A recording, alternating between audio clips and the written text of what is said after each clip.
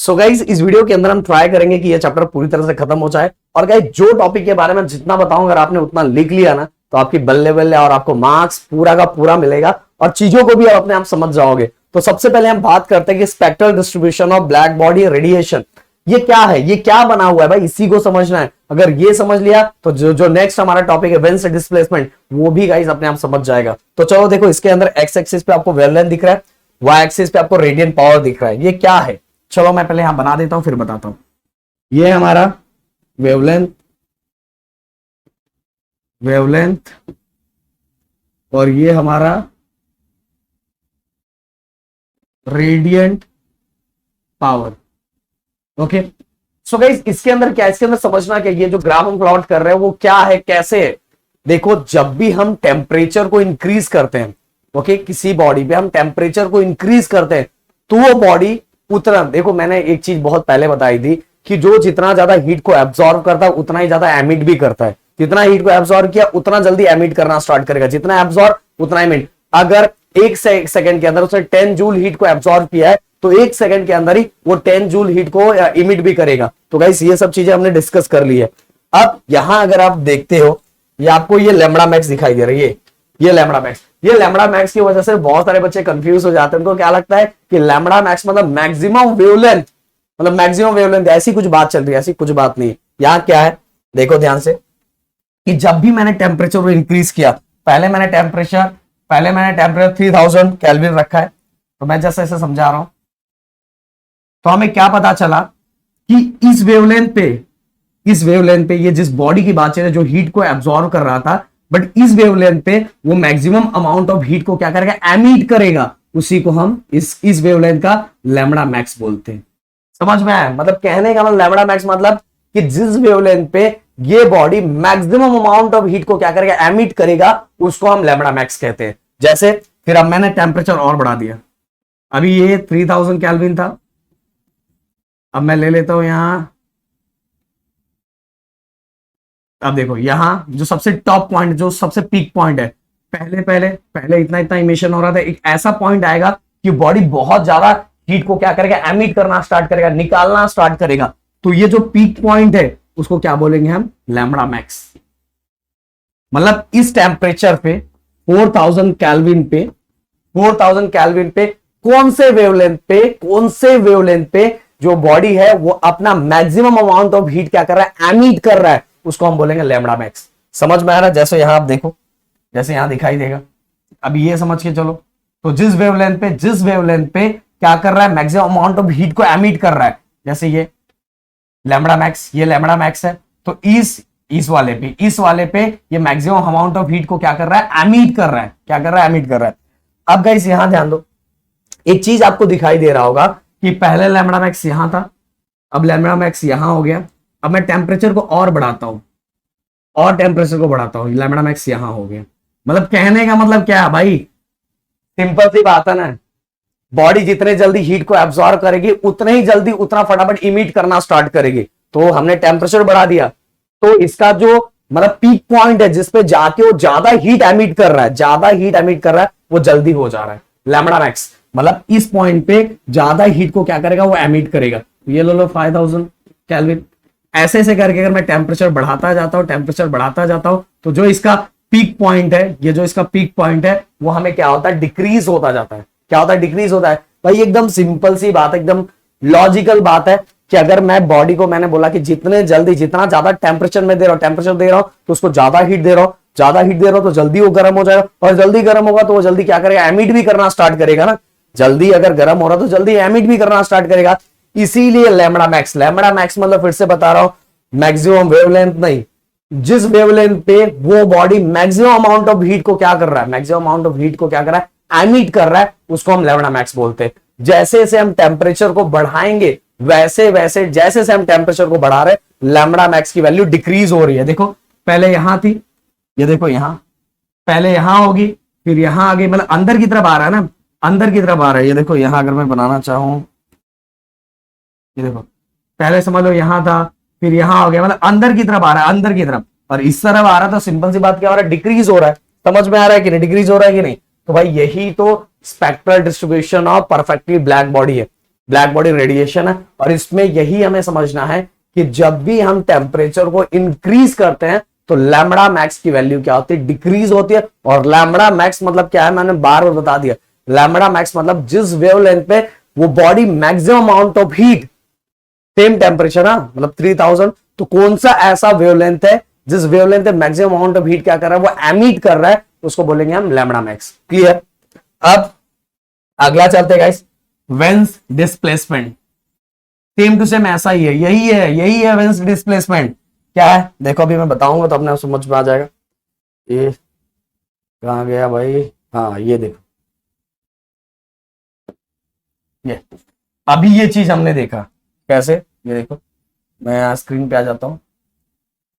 मैंने आप सभी को क्या बोला, मैंने अभी क्या बताया, टेम्परेचर इंक्रीज करेंगे लैम्बडा मैक्स डिक्रीज होगा। अंदर जा रहा था ना, टेम्परेचर बढ़ा है 3000, 4000, 5000, 6000, 7000, टेम्परेचर बढ़ा रहा था, लैम्बडा अंदर अंदर जा रहा था। कहने का मतलब जब भी मैं टेम्परेचर को बढ़ाऊंगा तो लैम्बडा मैक्स की वैल्यू क्या होगी, डिक्रीज होगी। मतलब दोनों के बीच में रिलेशन क्या है, इनवर्स रिलेशन है, इनवर्स रिलेशन है। ये देखो यही है ना। और यहां जब भी मैं प्रोपोर्शनल के साइन को हटाऊंगा तो दो चीजें लगेगी, इक्वल और कांस्टेंट। और यहां जो वेन्स डिस्प्लेसमेंट कांस्टेंट है उसको हम लेते हैं ये बी। ओके, तो भाई ये लैम्बडा मैक्स, जब भी मैं ये प्रोपोर्शनल के साइन को हटाऊंगा तो दो चीजें लगेगी, इक्वल और कांस्टेंट। और यहां कांस्टेंट ये साइन है अपॉन टी, और इसको क्या बोलेंगे, वेन्स डिस्प्लेसमेंट कांस्टेंट। क्या बोलेंगे, वेन्स डिस्प्लेसमेंट कांस्टेंट।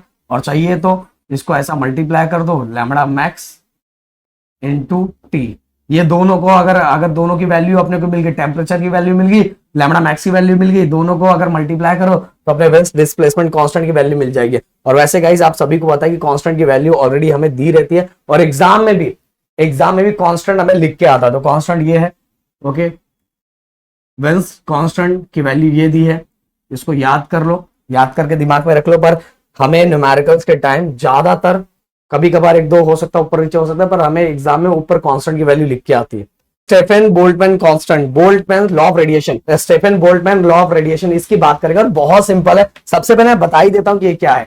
देखो, emissive power is directly proportional to fourth power of absolute temperature. यही है हमारा Stefan Boltzmann law of radiation. अगर मैं प्रोपोर्शनल के साइन को हटाऊंगा तो यहां दो चीजें लगेगी, इक्वल और कांस्टेंट। और ये जो कांस्टेंट इसको बोला जाता है स्टेफेन्स कांस्टेंट। क्या बोला जाता है, स्टेफेन्स कांस्टेंट। तो देखो यहां इसकी वैल्यू भी दी है, कहीं होगा, देखो स्टेफेन्स कांस्टेंट, और साथ में इसकी जो वैल्यू है ये देखो ये है, और साथ में गाइस इसका ये डायमेंशन, ये आपको याद करके दिमाग में फिट करके रख लेना। अब गाइस देखो, एक चीज मैंने आप सभी को बहुत पहले से बताई है, हाँ ये एक चीज पहले, ये देखो, ये जो हमने किया ना, ये परफेक्टली ब्लैक बॉडी के लिए था। बट इनकेस कोई ऐसी बॉडी है जो ऑर्डिनरी बॉडी है, मतलब नॉर्मल बॉडी, ब्लैक बॉडी को छोड़ के, उसके लिए हम कौन सा फॉर्मूला यूज करेंगे, वो ये यूज करेंगे।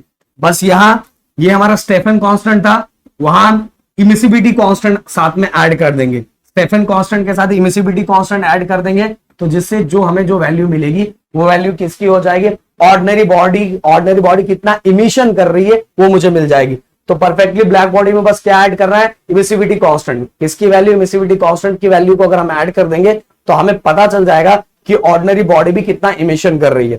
अब साथ में गाइस हमें कभी कभी एग्जाम में ये आता है कि न्यूमेरिकल उससे रिलेटेड दिख रहा है, सही, हाँ, हमें एक न्यूमेरिकल आता है कि बताओ, मतलब दो वैल्यू ऐसे दी रहती है और हमसे पूछा जाता है कि net loss of energy by perfect black body per unit area per unit time कितना हुआ है। और हमें ऐसा कंडीशन दिया गया है, मतलब एक ब्लैक बॉडी है, उसमें टोटल लॉस कितना, उसकी एनर्जी बाहर कितनी निकली है, उसमें से कितना एनर्जी लॉस हुआ है, ये हमें फाइंड करना है। वो फाइंड करने से पहले गाइस आपको दो चीजें समझनी पड़ेगी। पहले ये समझना पड़ेगा कि मान लो जो हमारा बॉडी है, अब ये टेम्परेचर हमारे बॉडी का है और ये जो टेम्परेचर है ये है सराउंडिंग का, और हमारे बॉडी का टेम्परेचर सराउंडिंग के कंपैरिजन में क्या है, ज्यादा है। कैसा है, ज्यादा है। अब ये समझ के रखो दिमाग में। इसके बाद हम पहला कंडीशन ये ले रहे हैं कि बॉडी क्या कर रहा है, बॉडी एनर्जी एमिट कर रहा है, बॉडी एनर्जी बाहर निकाल रहा है। तो उस कंडीशन में बॉडी के पास हीट ज्यादा है ना, किसके पास हीट ज्यादा है, बॉडी के पास हीट ज्यादा है, तो हम लेंगे सिग्मा T⁴। अब एक ऐसा कंडीशन है जिस कंडीशन के अंदर क्या हो रहा है कि वो बॉडी मतलब सराउंडिंग का टेम्परेचर ज्यादा है, सराउंडिंग का टेम्परेचर क्या ज्यादा, और वहां से हीट को क्या कर रहा है, एब्जॉर्ब कर रहा है, वहां से हीट को क्या कर रहा है, एब्जॉर्ब कर रहा है, ऐसा कंडीशन समझ में है? तो अब हमारे पास एक कंडीशन ये दिया हुआ है कि अब यहां क्या हो रहा है कि हमें बॉडी का टेम्परेचर ज्यादा है और सराउंडिंग का टेम्परेचर कम है, तो heat loss by perfect black body कितना होगा, heat loss by perfect black body कितना होगा। तो भाई सिंपल सी बात है कि ये हमारे बॉडी का है और ये सराउंडिंग का है, ये किसका है, बॉडी का, और ये सराउंडिंग का। ये बॉडी क्या कर रहा है, हीट है, ये बॉडी क्या कर रहा है, हीट को एमिट कर रहा है, और ये सराउंडिंग हीट को एमिट कर रहा है। सिंपल जाना, सराउंडिंग भी अब हीट को एमिट कर रहा है, उसको हीट को एब्जॉर्ब कर रहा है, हमारी बॉडी कर रहा है, पर इस समय टेम्परेचर किसका ज्यादा है, बॉडी का टेम्परेचर ज्यादा है, इसलिए हम बॉडी को पहले लिखेंगे और सराउंडिंग को बाद में लिखेंगे। तो दोनों में से कॉमन क्या गया, सिग्मा कॉमन आ गया, अंदर क्या बचा, T⁴ माइनस T⁴ नॉट। तो ये हो गया हमारा heat loss by perfectly black body, इतना हीट को लॉस करेगा। और ये दोनों वैल्यू हमें, इसकी वैल्यू न्यूमेरिकल्स में दी रहेगी, उसको पुट करेंगे, कांस्टेंट की वैल्यू तो ऑलरेडी मैंने दिखाया है, ये सभी को पुट करोगे तो हमें पता चल जाएगा कि परफेक्ट ब्लैक बॉडी कितना हीट को लॉस कर रहा है। इनकेस ऐसा कंडीशन हो तो मान लो बॉडी का टेम्परेचर कम है एंड सराउंडिंग का टेम्परेचर ज्यादा है, तो क्या फॉर्मूला बन जाएगा भाई, सिंपल सी बात है, अब बॉडी को मतलब सराउंडिंग को आगे लिखना पड़ेगा।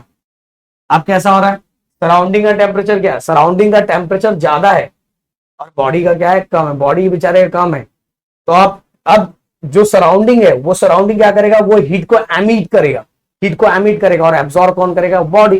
समझ में आ रहा है कि नहीं। अब सराउंडिंग का टेम्परेचर बहुत ज्यादा है, जैसे समर सीजन के टाइम ले लो, तो सराउंडिंग का टेम्परेचर बहुत ज्यादा होता है और हम वो हीट को एब्जॉर्ब कर, इसलिए हमारा टेम्परेचर बढ़ता रहता है, हमें गर्मी बहुत ज्यादा महसूस होती है। तो अपने बॉडी को, हमारे बॉडी अपने आप क्या चीजों को क्या करता है, मेंटेन करता है। हम पानी पीते हैं, पसीना हमें आता है, तो बॉडी क्या करता है, अपने आप चीजों को क्या करता है, मेंटेन करता है। तो यहां देखो, अब सराउंडिंग का टेम्परेचर ज्यादा है तो हम सराउंडिंग को पहले लिखेंगे, sigma T⁴ not minus sigma T⁴। दोनों में से कॉमन क्या है, सिग्मा, और ये T⁴ नॉट T⁴। समझा। ये कब रहेगा, जब कंडीशन ये रहेगा कि जो बॉडी का टेम्परेचर है वो कम है कंपेयर टू सराउंडिंग। यहां देखो दोनों चीज लिखा होगा, देखो नेट लॉस ऑफ एनर्जी पर परफेक्टली ब्लैक बॉडी ये, और यहां अच्छा ये वाला क्या दिया, ऑर्डिनरी बॉडी का दिया, फॉर एन ऑर्डिनरी बॉडी का अगर हम फॉर हीट लॉस फाइंड करना है तो सिंपल सी बात है, यहाँ इमिसिविटी ऐड कर देना है। क्या ऐड कर दोगे, इमिसिविटी ऐड कर दो तो हमें पता चल जाएगा ऑर्डिनरी बॉडी का। For an ordinary body temperature T and net loss of per unit area per unit time is same formula. यहां फिर से बता रहा, बॉडी का टेम्परेचर ज्यादा है, सराउंडिंग का कम है, तो बस हमने E मतलब इमिसिविटी को क्या कर दिया, उसके साथ मल्टीप्लाई कर दिया। दूसरे side on the other hand, if the body is the temperature lower, body का टेम्परेचर कम है, देन इट्स सराउंडिंग, जो अभी मैंने बताया, तो T लेस देन T0। तो अगर मैं ऑर्डिनरी बॉडी की बात करूं, ऑर्डिनरी बॉडी मतलब परफेक्टली ब्लैक बॉडी नहीं, ऑर्डिनरी बॉडी, तो उसका क्या हो जाएगा, E हम ऐड कर देंगे, E मतलब इमिसिविटी। ओके, ये इमिसिविटी की कांस्टेंट है, ही नहीं है, इमिसिविटी कांस्टेंट है। और ये जो हमें सिग्मा दिया हुआ है, ये स्टेफन कांस्टेंट है। बस यहां क्या करना है, बट ये कंडीशन याद रखना, जब बॉडी का टेम्परेचर ज्यादा है तो ऊपर वाला, और टेम्परेचर जब सराउंडिंग का टेम्परेचर ज्यादा है तो ये वाला। तो इस तरह से गाइस हम क्या कर सकते हैं, हीट लॉस फाइंड कर सकते हैं। और स्टेफन आया, एग्जाम में स्टेफन आया तो बस यही करना है, ये इसका डेफिनेशन लिखना है, डेफिनेशन के बाद ये सॉल्व करना है, बाकी कुछ नहीं करना। समझ में, बस इतना ही करना है। और न्यूमेरिकल इसके टाइप का आएगा। मैं तो बहुत बार ये सभी भी चीजें लिख देता था कि हीट लॉस कब कर रहा है, बॉडी हीट मतलब हीट लॉस कब कर रहा है, उसके लिए क्या फॉर्मूला होगा, पर वो जरूरी नहीं होता। ये 2 मार्क्स के लिए आएगा, 2 मार्क्स के लिए ये और ये काफी होगा। तो भाई शायद से पूरी बात क्लियर हो गई होगी। और वीडियो को मैं यहाँ खत्म करता हूँ, यहाँ पूरा का पूरा आपका चैप्टर भी खत्म होता है। मिलते हैं नेक्स्ट वीडियो में। Thank you so much guys, जय हिंद दोस्तों।